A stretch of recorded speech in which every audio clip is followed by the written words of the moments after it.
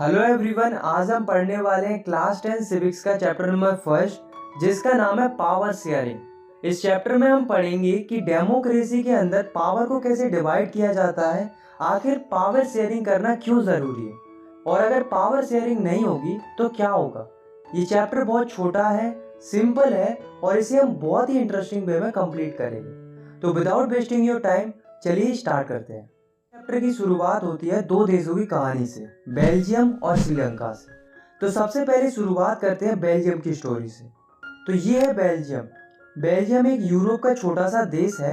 इसके जो बॉर्डर है वो France, Netherlands, Germany and Luxembourg से कनेक्टेड है। दोस्तों, अगर हम इसके एरिया की बात करें तो ये उतना ही छोटा है जितना कि इंडिया का हरियाणा स्टेट है, लगभग उतने ही साइज का है। और अगर हम पॉपुलेशन की बात करें तो बेल्जियम में लगभग 1 करोड़ लोग रहते हैं। अब आप इस मैप को देखो, ये जो ऊपर का एरिया है वो है फ्लामिश रीजन। इसमें 59% लोग रहते थे जो कि डच भाषा बोलते थे। और ये जो नीचे का रीजन है वो है वलोनिया रीजन, जिसमें 40% लोग रहते थे जो कि फ्रांस लैंग्वेज बोलते थे। और जो बचे हुए 1% लोग थे वो जर्मन लैंग्वेज बोलते थे। अब आप जो छोटा सा एरिया देख रहे हो वो है ब्रुसेल, जो कि बेल्जियम की कैपिटल है। इसमें कंडीशन अलग थी। इसमें क्या था कि जो 80% लोग थे वो फ्रांस लैंग्वेज बोलते थे और जो 20% लोग थे वो डच लैंग्वेज बोलते थे। तो यहाँ से हमें क्या पता चला कि जो कंट्री थी उसमें मेजोरिटी डच स्पीकिंग लोगों की ज़्यादा थी और जो कैपिटल थी उसमें मेजोरिटी फ्रांस स्पीकिंग लोगों की ज़्यादा थी, मतलब उल्टा था। अब हुआ क्या कि इन दोनों कम्युनिटीज़ के बीच में बहुत ज़्यादा टेंशन बढ़ने लगा। और टेंशन क्यों बढ़ने लगा, इसके दो कारण थे।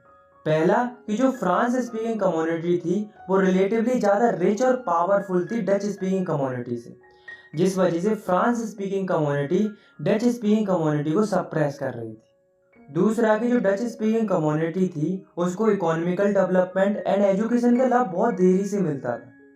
अब आप खुद ही सोचो कि अगर एक कम्युनिटी को ज़्यादा लाभ मिलेगा और दूसरी कम्युनिटी को कम लाभ मिलेगा तो क्या होगा, आपस में टेंशन और ज़्यादा बढ़ेगा।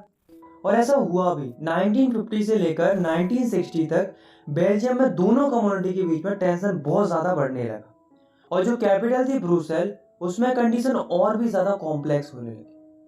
अकोमोडेशन इन बेल्जियम, तो ये प्रॉब्लम और ज़्यादा बढ़ती। उससे पहले जो बेल्जियम की गवर्नमेंट थी उसने थोड़ी समझदारी दिखाई और उन्होंने 1970 से लेकर 1993 तक कॉन्स्टिट्यूशन में 4 बार बदलाव किए ताकि कंट्री में शांति बनी रहे और कम्युनिटीज के बीच में लड़ाई ना हो। तो इसके लिए कॉन्स्टिट्यूशन में कई सारे बदलाव होते हैं। क्या क्या बदलाव होते हैं चलिए जानते हैं। तो पहला चीज ये होता है कि जो सेंट्रल गवर्नमेंट होगी उसमें डच और फ्रांस स्पीकिंग लोगों के इक्वल नंबर ऑफ मिनिस्टर होंगे। दूसरा चीज ये होता है कि अगर कोई स्पेशल लॉ पास करना है तो वो दोनों ग्रुप्स की सहमति से ही पास होगा, किसी एक ग्रुप की मर्जी से वो पास नहीं होगा।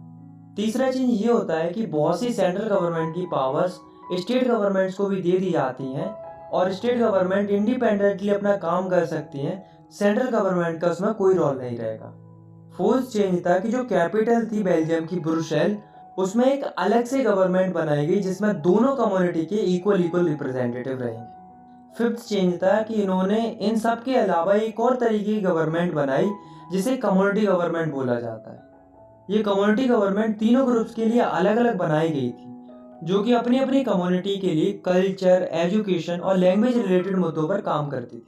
तो बेसिकली अगर हम सिंपल तरीके से देखें तो बेल्जियम में 3 तरीके की गवर्नमेंट फॉर्म होती है: सेंट्रल गवर्नमेंट, स्टेट गवर्नमेंट और कम्युनिटी गवर्नमेंट। तो ये जो मॉडल था गवर्नमेंट का वो थोड़ा कॉम्प्लेक्स था, पर वो इतना अच्छा था कि इसके बाद बेल्जियम के अंदर जो दोनों कम्युनिटी थी उनके बीच में शांति बनी रहती है और सारे लोग खुशी खुशी रहने लगते हैं। इतने अच्छे सिस्टम को देखकर बेल्जियम की कैपिटल ब्रुसेल को यूरोपियन यूनियन का हेडक्वार्टर बनाने के लिए चुना जाता है। तो ये थी बेल्जियम की स्टोरी, जिसकी एक अच्छी या हम कह सकते हैं हैप्पी एंडिंग होती है। इसी से रिलेटेड एक दूसरी कहानी है जो कि है श्रीलंका की। तो ये है श्रीलंका। ये एक आइलैंड नेशन है जो कि चारों तरफ से पानी से घिरा हुआ है। अगर हम इसकी पॉपुलेशन की बात करें तो इसमें लगभग 2 करोड़ लोग रहते हैं। हाँ, लगभग उतने ही जितनी हरियाणा की पॉपुलेशन है। श्रीलंका की कैपिटल है कोलंबो। अब हम देखते हैं इतने कंपोजिशन ऑफ श्रीलंका, मतलब श्रीलंका में किस किस तरह के लोग रहते हैं। तो 74% जो लोग हैं वो सिन्हालाज स्पीकर्स हैं, मतलब जो सिन्हालाज लैंग्वेज बोलते हैं। 18% जो लोग हैं वो तमिल स्पीकर्स हैं, मतलब जो तमिल भाषा बोलते हैं। तमिल स्पीकर्स भी दो तरह के हैं, तमिल नेटिव्स ऑफ श्रीलंका, मतलब वो तमिल्स जो पहले से ही श्रीलंका के निवासी हैं। दूसरे इंडियन तमिल्स, मतलब ऐसे तमिल जो इंडिया के निवासी थे पर वे कई साल पहले श्रीलंका आ गए थे एज अ टी वर्कर और वे वहीं पर सेटल हो गए थे। और 7% जो लोग हैं वो क्रिश्चियन हैं, जो कि सिनालास और तमिल्स दोनों ही भाषा बोलते हैं। जो सिनालास स्पीकर्स हैं वो बुद्धिस्ट हैं, मतलब बुद्धिज्म को सपोर्ट करते हैं। और जो तमिल हैं वो हिंदू भी हैं और मुस्लिम भी हैं। मेजोरिटेरियनिज्म इन श्रीलंका। अब दोस्तों श्रीलंका में क्या हुआ कि जो वहाँ की गवर्नमेंट थी वो मेजोरिटी को यानी कि सिनालास को सपोर्ट करने लगी, उनके हिसाब से नियम बनाने लगी। तो क्या किया गवर्नमेंट ने, देखो। फर्स्ट 1956 में उन्होंने एक एक्ट पास किया जिसमें उन्होंने सिनालास को श्रीलंका की ऑफिशियल लैंग्वेज घोषित कर दिया। सेकंड, गवर्नमेंट क्या करने लगी कि जो सिनालास स्पीकर्स थे उनको फेवर करने लगी जॉब्स और एडमिशंस में। मतलब अगर दो कैंडिडेट ने सेम जॉब के लिए अप्लाई किया है तो उसमें से जो सिनालास वाला होगा उसको वो जॉब मिल जाएगी, तमिल वाले को नहीं मिलेगी। तो देख रहे हो डिस्क्रिमिनेशन होने लगा था। थर्ड, जो श्रीलंका की गवर्नमेंट थी वो धर्म के आधार पर भी भेदभाव करने लगी थी। श्रीलंकन गवर्नमेंट ने ऐसे कई सारे नियम बना दिए थे जो बुद्धिज्म को सपोर्ट करते थे और बुद्धिज्म को बढ़ावा देते थे, बाकी रिलीजन्स को इग्नोर किया जा रहा। तो ये तीनों पॉइंट्स को देखने के बाद हमें ये तो पता चल गया कि श्रीलंका में गवर्नमेंट सिनालास को सपोर्ट कर रही थी, उनकी लैंग्वेज, कल्चर, रिलीजन सबको प्रमोट किया जा रहा था। वहीं दूसरी ओर तमिल्स के साथ डिस्क्रिमिनेशन हो रहा था, उन्हें इग्नोर किया जा रहा था। तमिल्स को ये लगने लगा था कि जो गवर्नमेंट है और जो मेजर पार्टीज हैं वे उनकी लैंग्वेज, कल्चर और रिलीजन्स की बिल्कुल भी परवाह नहीं कर रही हैं। और उनको तो ये भी लगने लगा था कि जो गवर्नमेंट है वो उनके फंडामेंटल राइट्स के साथ भी खिलवाड़ कर रही है, जैसे कि राइट टू इक्वालिटी, क्योंकि उन्हें सोसाइटी में बराबरी का अधिकार नहीं मिल रहा था। तो जो ये तमिल लोग थे उनको लगा कि अब गवर्नमेंट तो कुछ करेगी नहीं, इसलिए उन्हें खुद से स्टेप लेने शुरू कर दिए। तमिल्स ने क्या किया कि उन्होंने अपनी पॉलिटिकल पार्टीज बनाई और डिमांड करना शुरू कर दी। इनकी पहली डिमांड थी कि तमिल लैंग्वेज को भी ऑफिशियल लैंग्वेज डिक्लेयर कर दिया जाए। दूसरी डिमांड थी कि उनके रीजन में सेपरेट गवर्नमेंट बना दी जाए। तीसरी डिमांड थी कि तमिल लोगों को भी इक्वल अपॉर्चुनिटीज मिलनी चाहिए जैसा कि सिनालास को मिलती है। लेकिन दोस्तों जो गवर्नमेंट थी उसने इनकी डिमांड्स नहीं मानी, बल्कि तमिल्स की डिमांड को इग्नोर किया। तो तमिल्स ने कहा कि अगर आप हमारी ये डिमांड्स पूरी नहीं कर रहे हो तो कम से कम हमारे लिए एक सेपरेट कंट्री ही बना दो नॉर्थ एंड ईस्टर्न पार्ट में, जिससे हम वहां पर खुशी खुशी रह सके। लेकिन गवर्नमेंट ने इसके लिए भी मना कर दिया। इस बात से जो तमिल्स थे उनको बहुत ज़्यादा गुस्सा आ गया, जिस वजह से ये दोनों कम्युनिटी आपस में लड़ने लगती हैं और कंट्री में स्टार्ट हो जाता है सिविल वॉर, जिस वजह से कई हजारों लोगों की मौत हो जाती है और कई सारे लोगों को देश छोड़कर जाना पड़ता है। इस सिविल वॉर की वजह से श्रीलंका में काफ़ी ज़्यादा social, economical and cultural loss होता है।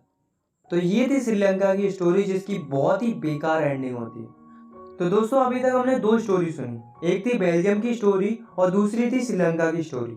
दोनों ही देशों की स्टोरी लगभग सिमिलर थी, लेकिन ऐसा क्या हुआ कि एक देश खुशी खुशी रहने लगा, वहीं दूसरे देश में सिविल वॉर हो गया। तो इसका एक ही आंसर है जो कि है पावर शेयरिंग। बेल्जियम में क्या हुआ कि वहां पर दोनों कम्युनिटीज के बीच में पावर शेयर की, जिस वजह से वहां पर कोई भी लड़ाई देखने को नहीं मिली। वहीं दूसरी ओर श्रीलंका में पावर शेयरिंग नहीं होती है, जिस वजह से वहां पर सिविल वॉर देखने को मिलता है। तो यहाँ से हमें पता चलता है कि पावर शेयरिंग करना अच्छा है। अब क्वेश्चन ये अराइज होता है कि पावर शेयरिंग करना क्यों अच्छा है, why power sharing is desirable. तो इसके दो रीजन है, prudential reason and moral reason. तो प्रूडेंशियल रीजन है power sharing is good because it's help to reduce the possibilities of conflicts between social groups. मतलब पावर शेयरिंग करना अच्छा है क्योंकि उससे सोशल ग्रुप्स के बीच में लड़ाई या कॉन्फ्लिक्ट्स होने का खतरा टल जाता है, जैसे सोसाइटी में स्टेबिलिटी बनी रहती है, जैसा कि आपको इन दोनों एग्जांपल से भी पता चल चुका हो। इसका मोरल रीजन है power sharing is the spirit of democracy. मतलब पावर शेयरिंग बेस है डेमोक्रेसी का। मतलब डेमोक्रेसी सही ढंग से तभी चलेगी जब डेमोक्रेसी में पावर शेयरिंग होगी। इनफैक्ट जितनी ज्यादा पावर शेयरिंग होगी गवर्नमेंट भी उतनी ही अच्छी तरीके से काम करेगी। फॉर्म्स ऑफ पावर शेयरिंग, मतलब किस किस तरह से पावर को शेयर किया जाता है। तो पहला है horizontal distribution of power sharing. इसमें क्या होता है कि जो गवर्नमेंट की पावर होती है उसे सेम लेवल पर डिवाइड किया जाता है गवर्नमेंट के अलग अलग ऑर्गन्स में। जैसे कि लेजिस्लेचर, एग्जीक्यूटिव एंड जुडिशरी। इन तीनों ऑर्गन्स में कोई छोटा बड़ा नहीं होता, इनके पास पावर बराबर रहती है, लेकिन इनके काम अलग अलग होते हैं। ये तीनों ऑर्गन्स आपस में एक दूसरे पर नजर रखते हैं और चेक करते रहते हैं हर एक ऑर्गन को, ताकि ये इंश्योर किया जाए कि कोई एक ऑर्गन ही अनलिमिटेड पावर्स का इस्तेमाल नहीं कर रहा है। इसलिए इस सिस्टम को system of checks and balances भी बोला जाता है। नेक्स्ट है vertical distribution of power sharing. इसमें क्या होता है कि जो पावर होती है वो गवर्नमेंट के अलग अलग टीयर्स में डिवाइडेड होती है। जैसे कि सबसे ऊपर होती है सेंट्रल गवर्नमेंट, जो कि पूरे देश की गवर्नमेंट होती है। फिर उसके नीचे होती है स्टेट गवर्नमेंट, जो कि स्टेट लेवल की गवर्नमेंट होती है। फिर होती है लोकल गवर्नमेंट, जो कि लोकल लेवल पर होती है। इसमें क्या होता है कि जो सेंट्रल गवर्नमेंट होती है वो अपनी पावर स्टेट गवर्नमेंट के साथ शेयर करती है, और जो स्टेट गवर्नमेंट होती है वो अपनी पावर लोकल गवर्नमेंट के साथ शेयर करती है। मतलब अलग अलग लेवल्स पर पावर शेयरिंग होती है। क्योंकि ये पावर शेयरिंग वर्टिकल तरीके से होती है, इसलिए इसको vertical distribution of power sharing बोला जाता है, और इसको फेडरल गवर्नमेंट भी बोला जाता है। इसके बारे में हम डिटेल में नेक्स्ट चैप्टर में भी पढ़ेंगे। थर्ड फॉर्म है power sharing among different social groups. इसमें क्या होता है कि जो पावर होती है वो अलग अलग सोशल ग्रुप्स के बीच में डिस्ट्रीब्यूट की जाती है। जैसे कि आपने बेल्जियम वाले केस में भी देखा था कि जो कम्युनिटी गवर्नमेंट जो फॉर्म होती है वहां पर, वो भी इसी का एग्जाम्पल थी। सिमिलरली इंडिया में भी जो रिजर्वेशन का सिस्टम चलता है वो भी इसी का कंसेप्ट है। आपने देखा होगा कि इंडिया के अंदर बीकर सेक्शन को, जैसे कि SC, ST, OBC, इनको रिजर्वेशन मिलता है कॉन्स्टिट्यूएंसी के अंदर, जैसा कि हमने 9th क्लास में भी पढ़ा था। तो ये जो पावर शेयर की जाती है अलग अलग सोशल ग्रुप्स के बीच में, इसी को बोला जाता है power sharing among different social groups. Last है power sharing among different political parties and pressure groups. इसमें क्या होता है कि जो पावर होती है उसे अलग अलग पॉलिटिकल पार्टीज में, अलग अलग प्रेशर ग्रुप्स में शेयर किया जाता है। ये क्या करते हैं, ये गवर्नमेंट को प्रेशराइज करते हैं ताकि उनकी पॉलिसीज इंप्लीमेंट हो। इनफैक्ट इंडिया में भी आपको कई सारे ग्रुप्स देखने को मिलेंगे, जैसे कि ट्रेड यूनियन है, स्टूडेंट यूनियन है, बिजनेस यूनियन है। इनके अलावा अलग अलग इंटरेस्ट ग्रुप्स भी होते हैं। तो ये क्या करते हैं, ये गवर्नमेंट को प्रेशराइज करते हैं अपनी पॉलिसीज को इम्प्लीमेंट कराने के लिए और डिसीजन मेकिंग। तो ये था हमारा लास्ट टॉपिक। आई होप आपको ये वीडियो पसंद आई होगी। अगर आपको ये वीडियो पसंद आई तो आप इस वीडियो को लाइक कर सकते हो, और चाहो तो आप इस चैनल को सब्सक्राइब भी कर सकते हो क्लास 10 की वीडियोस आगे देखने के लिए। बाकी मिलते हैं नेक्स्ट वीडियो में, तब तक के लिए टेक केयर, बाय बाय।